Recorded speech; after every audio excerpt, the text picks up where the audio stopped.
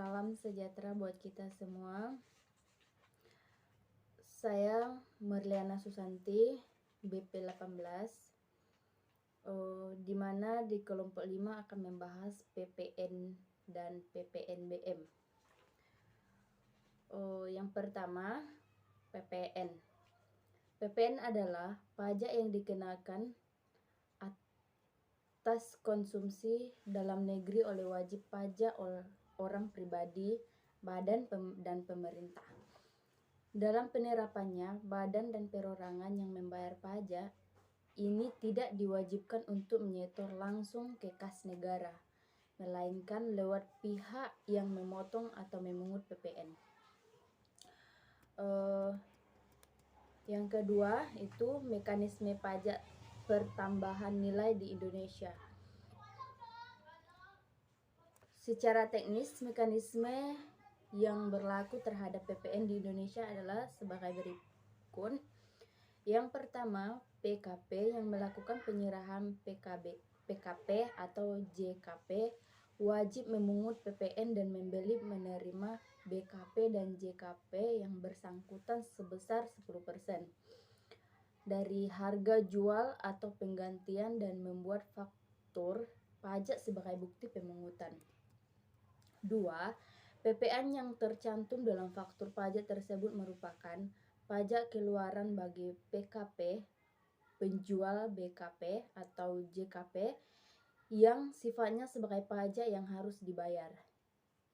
Ketiga, pada waktu PKP di atas melakukan pembelian atau perolehan BKP atau JKP yang dikenakan PPN tersebut merupakan pajak masukan yang sifatnya sebagai pajak yang dibayar di muka, sepanjang BKP atau JKP yang dibeli tersebut berhubungan langsung dengan kegiatan usahanya. Yang keempat, untuk setiap masa pajak, apabila jumlah pajak keluaran lebih besar daripada pajak masukan, maka selisihnya harus disetor ke kas negara paling lama akhir bulan berikutnya setelah berakhirnya masa pajak yang belum surat pemberitahuan pajak yang bertambah nilai disampaikan. Dan sebaiknya apabila jumlah pajak masukan lebih besar daripada pajak keluaran, maka selisih tersebut dapat dikompensasi ke masa pajak berikutnya. Baiklah, saya akan menjelaskan beberapa materi. Itu ada yang pertama objek PPN, yang kedua dasar pengenaan pajak PPN, yang ketiga ada tarif PPN dan rumus. Saya akan menjelaskan objek PPN. Objek PPN dapat diartikan sebagai barang dan jasa kena pajak yang terkena pungutan pajak pertambahan nilai PPN.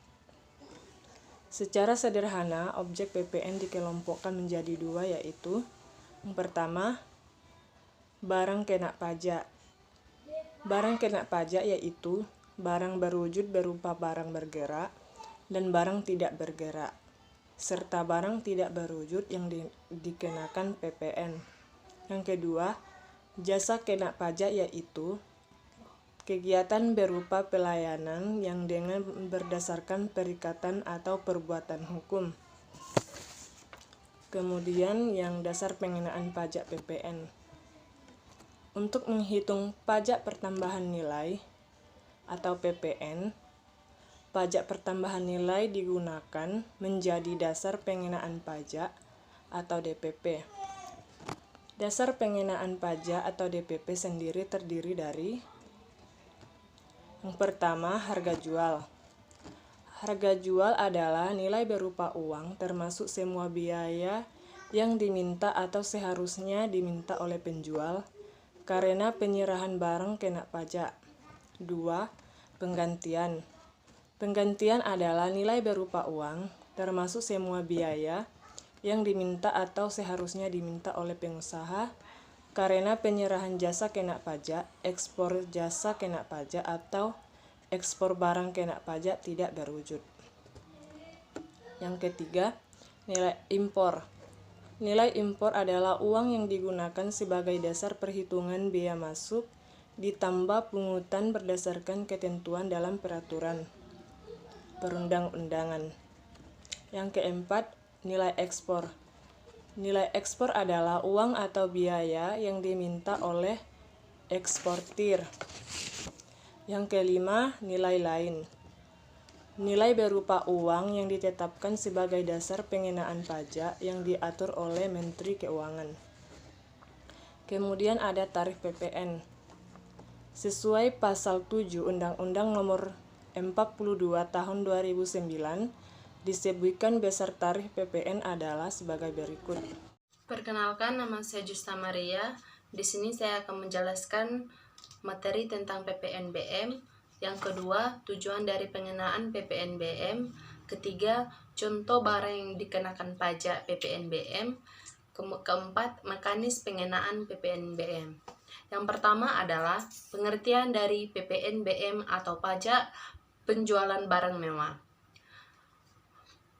PPNBM merupakan pajak yang dikenakan selain pajak pertambahan nilai atau PPN untuk penjualan barang-barang yang tergolong sebagai barang mewah. Yang kedua adalah tujuan dari pengenaan pajak penjualan atas barang mewah. Yang pertama, perlu keseimbangan pembebanan pajak antar konsumen dan penghasil rendah dan konsumen yang berpenghasilan tinggi. Yang kedua adalah perlu adanya pengendalian pola konsumsi atas BKP yang tergolong mewah. Ketiga, perlu adanya perlindungan terhadap produsen kecil atau tradisional. Yang keempat, perlu untuk pengamanan penerimaan negara. Kemudian, materi yang ketiga adalah contoh atau barang-barang apa saja yang dikenakan dalam PPNBM. Yang pertama, kendaraan bermotor, kecuali kendaraan ambulan, jenazah, pemadam kebakaran, kendaraan tahanan, angkutan umum, dan kepentingan negara. Ada lagi apartemen dan lain-lain. Mekanisme pengenaan PPNBM atau pajak penjualan barang mewah. Sedikit perbedaannya dengan PPN. Jika PPNBM, pemungutan pajaknya dengan faktur pajak, sebagaimana disyaratkan dalam pemungutan PPN, hanya saja PPNBM tidak diistilahkan pajak masukan, sehingga tidak dikenal sistem pengkreditan. Itulah pembahasan tentang pengertian dari PPNBM. Sekian dan terima kasih. Oke, baik, terima kasih. Perkenalkan, nama saya Patrianus. Saya akan melanjutkan materi kami. Berapa tarif PPNBM? Pengenalan tarif barang kena pajak tergolong mewah digolongkan ke dalam beberapa kategori sebagai berikut. Itu ada tarif 10%, kendaraan umum kategori tertentu, alat rumah tangga, alat pendingin, hunian mewah, televisi, dan minuman non-alkohol.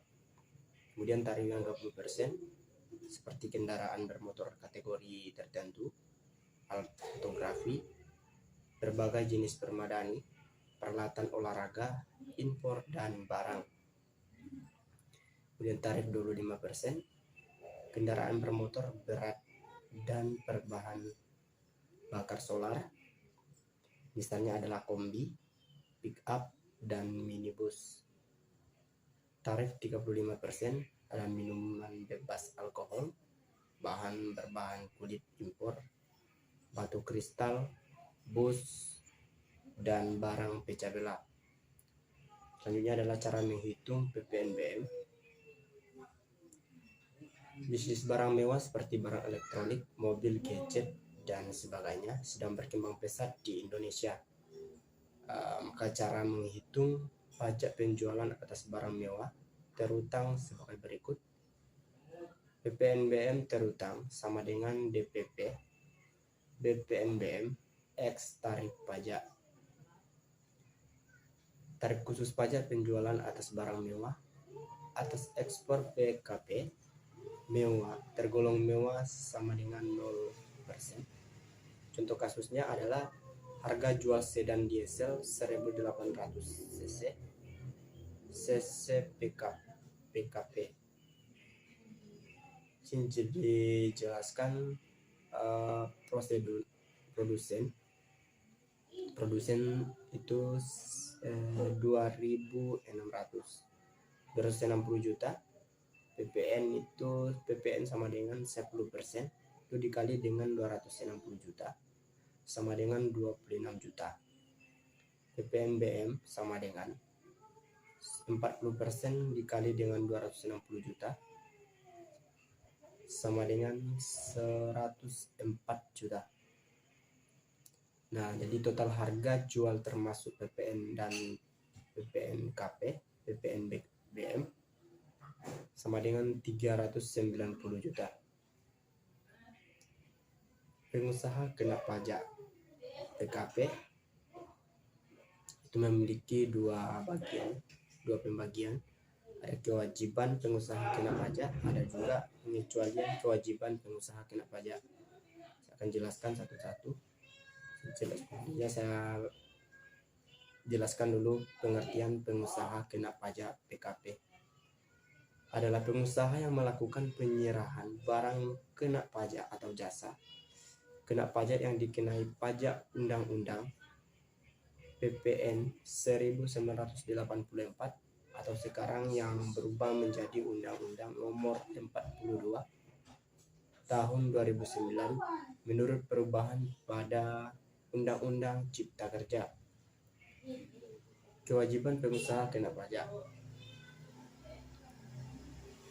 Yang A, melaporkan usaha untuk mendukungkan menjadi pengusaha kena pajak. B, memungut PPN dan PPNBM yang terutang.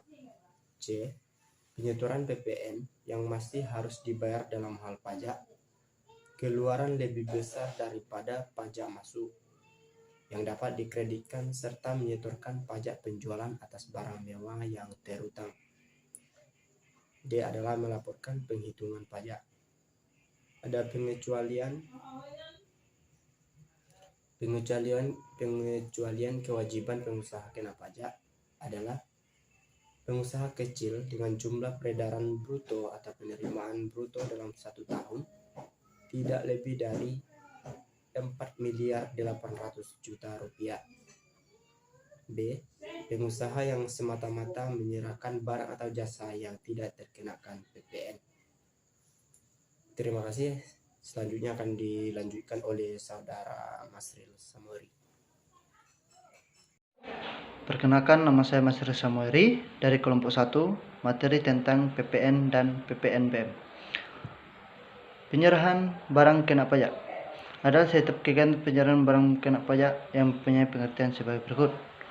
Pertama, penyerahan hak atas BKP karena suatu perjanjian. Yang kedua, pengalihan BKP karena suatu perjanjian sewa, bilik sewa, guna usaha lesi. 3. Penyerahan BKP kepada pedagang perantara atau melalui juru lelang. 4. Pemakaian sendiri atau pemberian cuma-cuma atas BKP. 5. BKP berupa persediaan atau aktiva yang menurut tujuan semula tidak untuk diperjualbelikan, yang masih tersisa pada saat pembubaran perusahaan.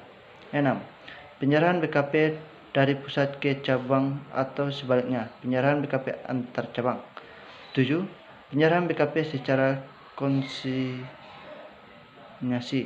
8. Penyerahan BKP oleh PKP dalam rangka perjanjian pembiayaan faktur adalah bukti pemungutan pajak yang dibuat oleh pengusaha kena pajak yang melakukan penyerahan BKP atau JKP. Faktur pajak dibuat pada 1. Saat penyerahan BKP atau JKP. 2. Saat penerimaan pembayaran dalam hal penerimaan pembayaran terjadi sebelum penyerahan BKP atau JKP. 3. Saat penerimaan pembayaran termin. 4. Saat lain yang diatur atau berdasarkan peraturan Menteri Keuangan.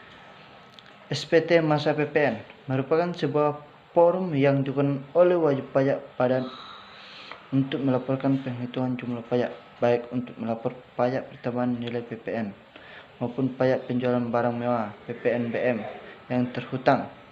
Fungsi dari SPT masa PPN selain untuk melaporkan pembayaran atau pelunasan pajak, namun juga dapat digunakan untuk melaporkan harta dan kewajiban serta penyetoran pajak dari pungutan atau pemungut. Kewajiban melapor SPT masa PPN. SPT masa PPN harus dilapor setiap bulannya, walaupun tidak ada perubahan neraca atau nilai rupiah pada masa pajak terkait nihil, kosong. Jatuh tempo pelaporan adalah pada hari terakhir tanggal 30 atau 31 bulan berikutnya setelah akhir masa pajak yang bersangkutan, kecuali di bawah kondisi tertentu seperti yang dijelaskan pada Peraturan Menteri Keuangan per 80/2010. Maka tanggal jatuh tempo berkala pada akhir bulan berikut setelah akhir masa pajak yang bersangkutan. Gagal melaporkan akan berakibatkan denda sebesar 500.000